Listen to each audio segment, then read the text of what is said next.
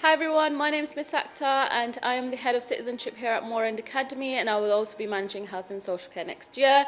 I'm here to explain why I think you should choose citizenship as an option for next year, so please listen very carefully and decide if this is the right subject for you to take as a GCSE qualification.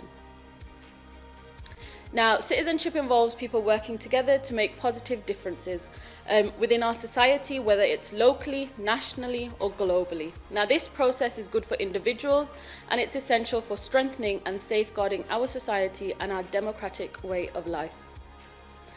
Citizenship education involves developing the knowledge, skills, and confidence to enable people to make their own decisions and to take responsibility for their own lives and communities. In many countries where democratic society and its institutions are facing threats, citizenship education is becoming increasingly more important.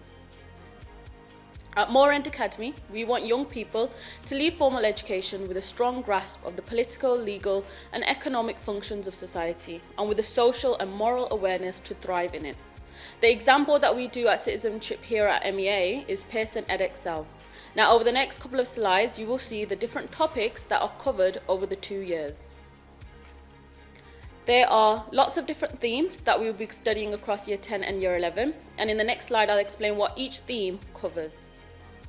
Theme A, which is the topic that we start off with in Year 10, is all about living together in the UK. It is all about identities and the history of the different groups of people that live here in the UK. In this theme, you will learn the reason for migration into the UK and also the trends of migration in and out of the UK over the last couple of years. You will also cover topics such as human rights and key legislation like the Equality Act of 2010.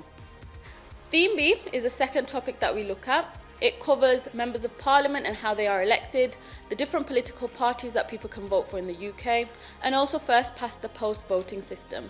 And we look at the definition of what a representative democracy is, and we compare it to other types of democracies across Europe and the wider world.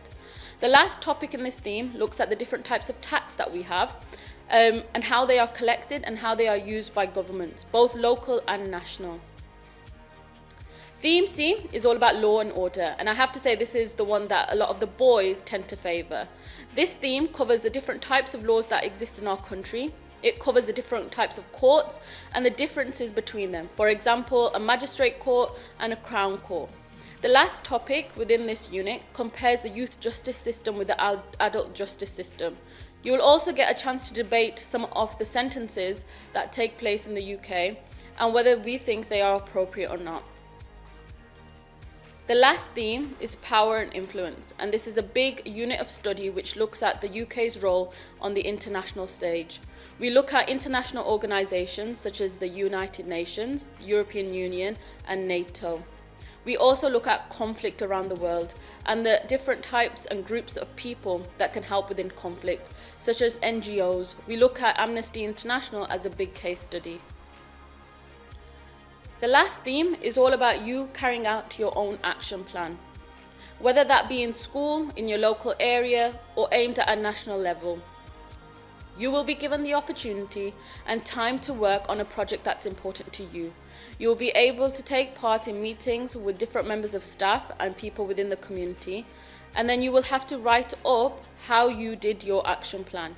This is also worth 15% of your overall mark in this qualification. So it's very important that you think about what you want to do for your action plan straight away. Now, we have 2 papers in citizenship. Paper 1 covers theme A, B, and C, and paper 2 covers theme D and E. Both papers are equally weighted at 50%, and both papers are 1 hour and 45 minutes long. The good thing about these 2 papers is that they have a range of different questions. Some multiple choice, some 2-mark questions, some 4-mark questions, some 6-mark questions, and then you have at least 1 extended question in each paper, which is worth around 15 marks. Citizenship aims to create politically aware, critical, and confident students who might want to pursue a career in politics and other government professions. It's a fantastic opportunity for pupils to study how the political system in the UK works and a chance to debate current affairs in a safe and stimulating environment. Citizenship allows students to build on key skills such as questioning, research, and speaking.